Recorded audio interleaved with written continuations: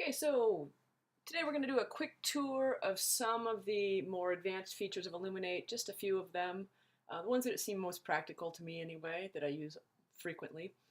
So the key topics we're going to talk about today are how you can come up with different versions of a test within Illuminate, and so it can score them appropriately so that you can knock down cheating situations.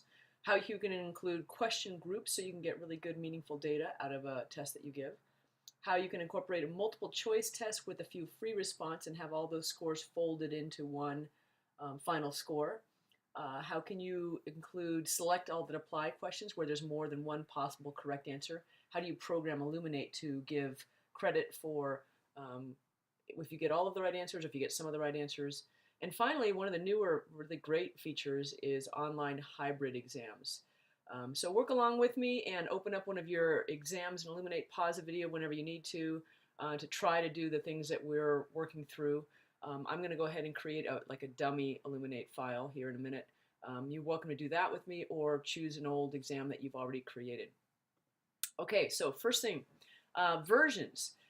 Within Illuminate, you can create up to 5 versions of a test. I typically just make 2, and then when I pass them out to the students, I put them in checkerboard fashion so that students aren't looking over the shoulder of a fellow student and seeing what bubbles they have. So I'm going to walk you through how to create versions for a test. So let's start by opening up an Illuminate file.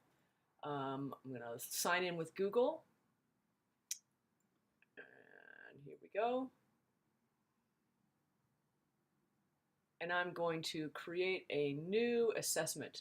I recommend this is how you do it unless you already have one, then go ahead and open one up. I'm going to do a manual or hybrid assessment, and I'm going to make it, I'll make it 8 questions. So first thing you should realize is you're going to set up your test. I'm going to call this delete this because I'm going to make a practice test and then I will delete it later. Make sure you pay attention to the more options button because down below here it shows show in student and parent portal. You need to know that when you scan a test, the students can access immediately the results of the test if you have this selected, and the default for Illuminate is yes. So if you don't want kids seeing your exam results immediately, then hit the no button. I don't really fill out this stuff. You can, it helps you filter your tests, but it's up to you if you want to do that or not. Okay, so here we are. We are setting up our test. It's an 8-question test. I'm going to go ahead and just make it up. I'm going to say it's going to go A is going to be the first answer, and then B, and then C, and then D, A, B, C, oops, and D. And I want them to each be 2 points each. So I'm going to go through and tab through and set those up. And so now I have essentially my first exam or quiz, and I'm going to save it. Now, what I can do, now that I have a like preliminary exam, is I can make different versions of it. And you go under Setup to where it says Versions, and you click on Versions. I have one master version that's set up right now, and that is kind of your master. You want to keep track of that. And then you're going to add a newer version, and it's going to look like this. Okay, so here is your version 2. And what version 2 does is it says, okay, question number 1, right now, the version 2 is exactly aligned with what you have in versions 1 through 8. So question 1 and question 1 line up. So what you want to do when you create a test that is a different version is you want to just switch the order around of your questions. Now I know that some of your tests are kind of chronological, so I'll just switch 1 and 2, or I might switch 1 and 3, and then 2 and 4. So just within the realm of or nearby questions. But when students look at a neighbor's question, they'll see that, oh, their questions look different than mine, so I'm going to get confused. I don't want to look at their paper.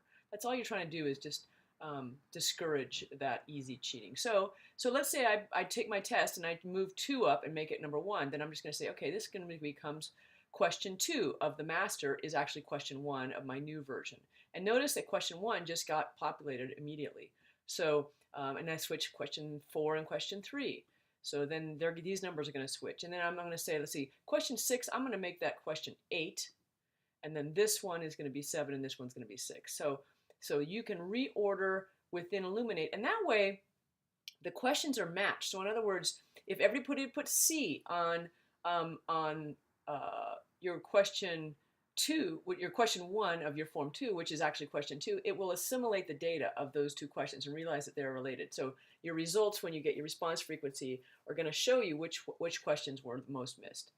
So good strategy for doing that. Again, simple and easy way to try to discourage cheating. And you can do many more versions if you like. So you might want to do separate versions for different periods of the day, or different finals for different days. That's up to you entirely. Okay. So a couple of screenshots. When you do create your answer sheet, I always create blank, not pre-slugged, because I just want to make a bunch of copies of them. You'll notice that it will show up with a 1 and 2 here. So you can select. The students have to bubble it in. The default, if they don't bubble it in, they forget, it's going to score it as if it was a version 1 exam.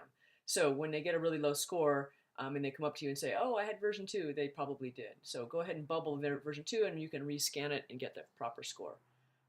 If you print the bubble sheet before you've made a second version, you don't want to do that, because then they don't have this bubbling option. So you have to recreate your answer sheet after you've already set up your multiple versions. Okay, moving on. Next, question groups. Question groups are really powerful. The idea is that you have questions in your exam and you can tag them to give them, to get data about how students did on different parts of the test. So if you look at this sheet over here, this is actually a printout of the letter that you could print out to go home that gives results of a test. And so for this particular, if you look down here in this area, these are the groups that I had. I had hard, easy, medium. And so I took all of the questions and I tagged them as either being a hard question, easier, or medium. And then you get feedback. This is a student report. So this student got feedback and they got 92% of the medium ones and 95% of the easy and then 88% of the hard. And it also tags them by unit, like which unit was this question on the test. And I really like that because I have a policy where if students perform better on the unit questions from the exam, so let's say they took a unit test and they got a 65% during the course of the year, I will tag that unit's test questions, and there might be 15 of them. And if they perform better on the final, I can get that data out of Illuminate. If they perform better on the final, then I will replace their lowest score. And I will only do that for 1 unit. So that can really help their grade and help them get a mulligan and feel, without you having to give a retest. So it's a great strategy. Plus you can get a sense of how kids are doing on their different results. And so I'll take you over to look at them. But if you look at this, so this is the reporting out that you get from Illuminate. And this shows me, okay, unit 4 was rotational motion. The average score was 74%. 8% got, or 8 students or 14% did not do well at all. But down here, look at unit 1 motion. Only a few people didn't do well in unit 1. Most people did really well in unit 1. And so you get this breakdown of how students are doing, and you can revisit this and say, oh, okay, I need to change my unit 4 test and better align it with the difficulty level so that students can perform better, or I might need to reteach this better or spend more time. And so this can generate results that you can use to inform. I do suggest other things like if a history test, you might have subtopics within a test that you want to clarify, like which ones are students doing well. And you should know that all of this data that you're collecting on a student goes to the student in their student portal, so they can see exactly how they did on different units or different groupings that you create. So these are just a few ideas of the kind of groupings you can do. Let me take you so you can see how to do that. Okay, so this is actually a final that I gave, and you can get a sense of the groups that I had set up, and you get results right here. Let's go to where you do that. So under details, well, I'm going to do it on the brand new one, so you can create it with me. So this is my new quiz. I'm going to create some groups. I'm going to go set up question groups, and I want to add a question group. You can add multiple at once if you want. So let's say you want to do a whole bunch. You can add multiple question groups, and it's not doing anything. Let's try it again. Okay, so I'm going to go Unit 1, comma, Unit 2, comma, Unit 3, etc. Okay, so I can create a whole bunch that way, or I can just add them one at a time. And once I've added those question groups, so I'm going to edit that one because it doesn't have a space, so I just go in there and do that. Once I have my groups, I can rearrange them if I want. Right now they're in order. But to add them, you see this little 0 button where it becomes a hyperlink. If I click that, I get this cool matrix that shows all of the questions in my test, and then here are the different groups. And you can have lots and lots and lots of different groups if you want. And I just go through and say, okay, so these three questions for Unit 1, and these from Unit 2, and these for Unit 3. And then I could add more groups, so let me quickly do that. I'm going to go back to, let's see, assessment detail, question groups. I want to add another group. I want to have easy, medium, hard. So easy, easy, medium, hard. I'm going to add those in. And now what you see, like if I just want to add more groups, no big deal. I just click on this little 0 button, and that's going to allow me to, all right, so I'm like, this is an easy one, and this is an easy one, and this is an easy one, and these are medium, and these are hard. So you can have multiple groups assigned to a given question to help you track that kind of data. So super powerful and informative for your instruction. Okay, and next up, multiple choice plus free response. So when I give a test, this is actually a picture of a bubble sheet for one of my physics exams. I will often have 20 questions that are multiple choice, and so you can see 1 through 20 are all labeled A, B, C, D, E, and then I'll have 3 questions that are free response. And I actually print out those questions and put it on the back of the bubble sheet, and then I grade those. So they're just, math problems basically, and I grade them and I assign the point values. And then after I've graded them, I flip it over and I turn the bubble sheet in and I physically bubble in the point values. And by doing that, Illuminate will tally in the total score. It'll tally in the score for all the multiple choice plus the score of the free response to give you a total overall score. So let me show you how you do this. You are going to go into your answer key and you're going to create questions that are actually what are called rubric questions. So we'll go back to our practice exam, and I'm going to go to setup, and I'm going to go to answer key, and there it goes. Okay, good. So I'm going to decide that these last 2 questions, I don't want them to be multiple choice. I want them to be rubric, and so I'm going to click this little checkbox, and then I have to put the point values, and I have to put them in there twice, and I have no idea why I have to do that, but that's what you have to do. I'm sure you can fiddle with that and have some more powerful ways of doing it, but this is how I get it to work. So that's going to be 3, and that's going to be 3, and I'm going to check that box. And all that means is that instead of those little bubbles saying A, B, C, D, E, they're going to say 1, 2, 3, 4. In fact, if you go to Sheet Designer, you can preview what your sheet is going to look like. You can actually change it if you want. So I'm actually, when I do this, if I only have questions up to 4 points, notice that the standard is to have 5 boxes. You can actually change that and make it up to 9 boxes. I always leave it at 5. I just find that bubble sheets get too big. But you could change this, and you could, if you want to, you could say 0, 1, 2, 3, 4. If you're likely to get zeros and you want to actually bubble those in.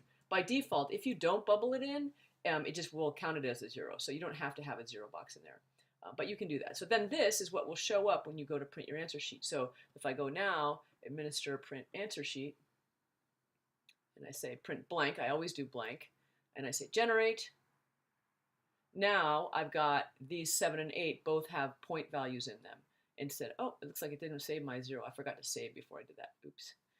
Okay, so then I would typically, when I have something like this, I would take a screenshot of it. And I would capture that image and drop it into a Word document. And then I could put all kinds of stuff on the page, like, put your name and your period, and maybe have a quiz question on there. So I don't typically just print them straight from Illuminate. I take a screenshot, and that seems to work great. Okay. Next, select all that apply questions. More and more in the state testing, kids are expected to be able to look at a series of multiple choice answers and know that there is more than one answer.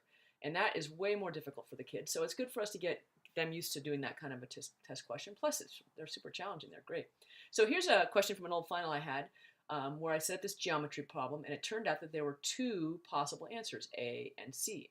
So you could just say, in order to get credit, you have to have A and C as your answer, and that gives you credit. And if you don't have just A and C, you don't get any points. And to do that within Illuminate, you would just say AC. Let me show you what I mean. Okay, we're going to go back to our answer key, which is under Setup.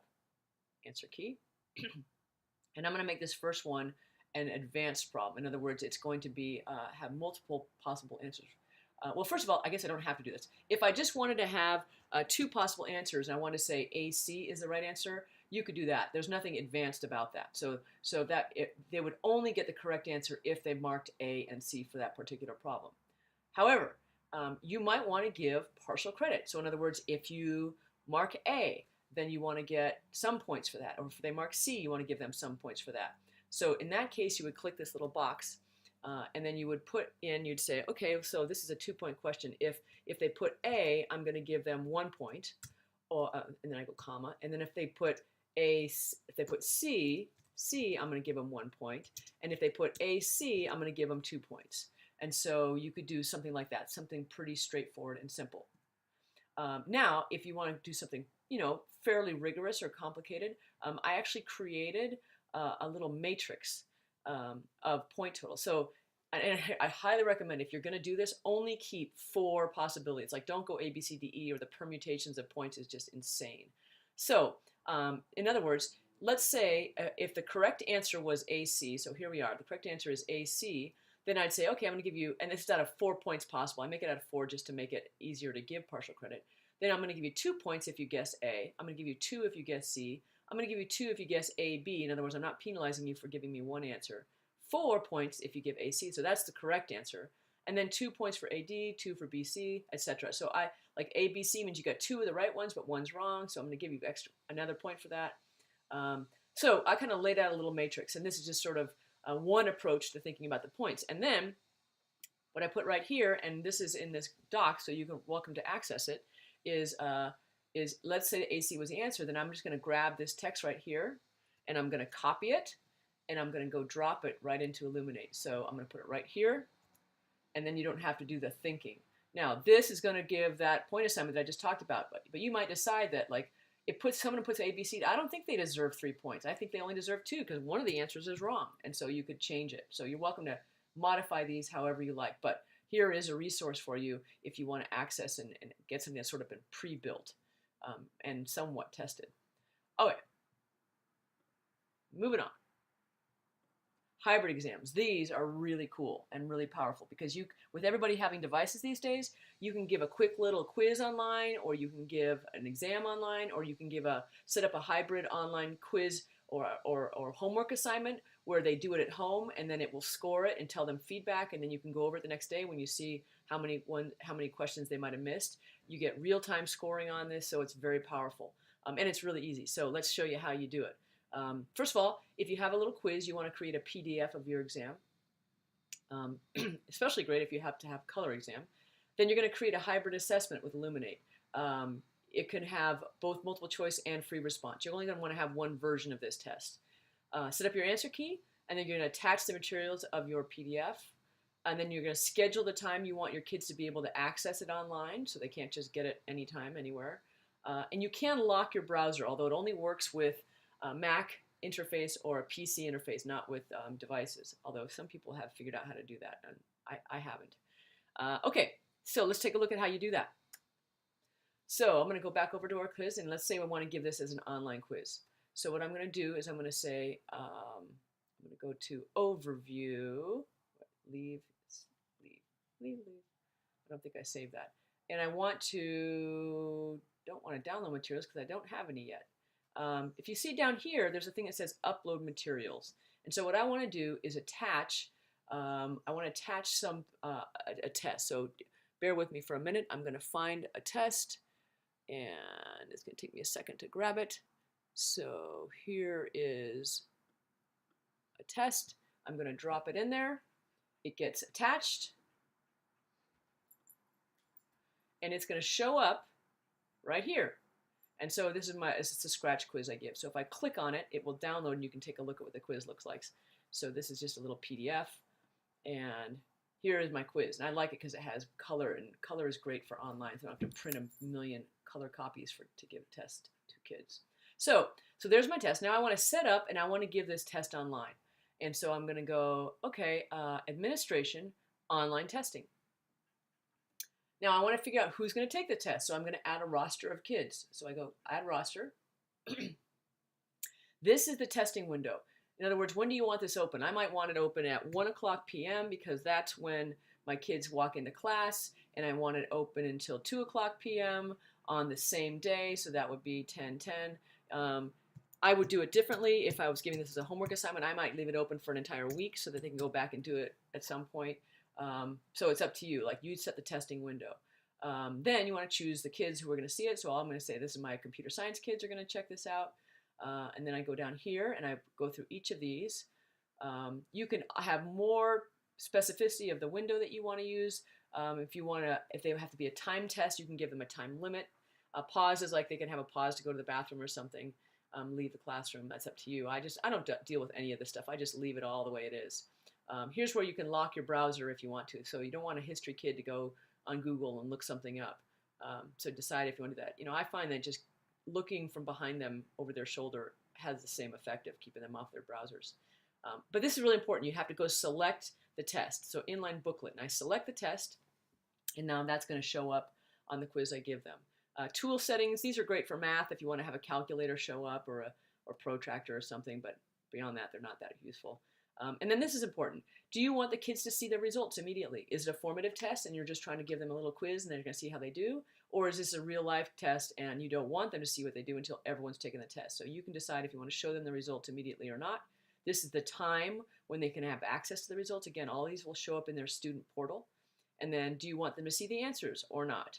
So that is up to you. You get to decide how you want them to access the test. So it's going to go into here, and it has this. This is one of your online tests. It's yellow right now because it's pending. In other words, the time window hasn't opened up. It won't turn green until 1 o'clock. And then once you do that, the kids can access it. You can do aggregate view or live proctoring. Like, you can see how kids are doing, have they started, have they finished, where are they, on which questions, what have they answered. So you can kind of keep an eye on them as they go, which is pretty slick. Let me show you what the assessment looks like. If you go to preview assessment up here, once again, and I'm doing the preview, I have to select that test again just so you can see what it looks like. So we're going to just take a look so you can see the interface that the kids are going to see. First, they're going to get a box like this, the big green begin test. They have to click that to start. And once they do that, here's your test over here. And it is scrolling separately and independently from the answers, which is really sweet. And there is an opportunity. Remember how we set the thing to be a rubric? So you could have constructed response, and people could type in their answers here. And then you can go online and look at them. And the way you do that, let's say if they've said, well, let me finish the test. So you type in blah, blah, blah, the answer to the question. The student does that, and then they submit the test. When they submit the test, I have all answers blank because I didn't actually do it, but when you want to go and see and edit those responses and give them point values, you go under Administration, Enter, Edit.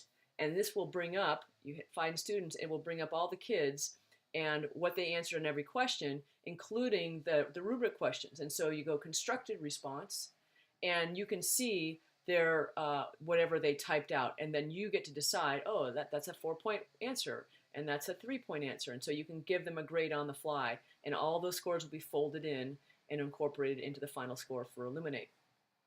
Pretty sweet. Okay, so this just kind of shows you a couple of materials if you want to refer to the PowerPoint. Pics of the hybrid exam. Here it is again. That the independently scrollable is really cool. And finally, whenever you're doing something in Illuminate, you can always push your scores to School Loop. So the way you do that is when you have some scores to send, you're going to go Administration, Push to School Loop, and then you're going to push this little button, and those scores are going to go straight to your School Loop account. From within School Loop, you're going to get something that looks like this. Assessment import is here, and you're going to click on that link, and you're going to say, yeah, I want to link this to assessment, or I'm going to create a new one, and it'll populate all of the scores right into your School Loop.